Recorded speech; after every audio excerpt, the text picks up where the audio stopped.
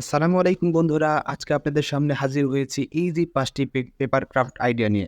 দর্শক বন্ধু, আজকে আপনাদের দেখাবো কিভাবে রঙিন পেপার দিয়ে ছাতা বানানো যায়, কিভাবে সাদা পেপার দিয়ে রাজহাঁস বানানো যায়, কিভাবে আমরা খুব সহজেই একটি হ্যান্ডব্যাগ বানাতে পারি, কিভাবে আমরা সহজ করে সুন্দরভাবে একটি সানফ্লাওয়ার ফুল এবং ডালিয়া ফুল বানাতে পারি।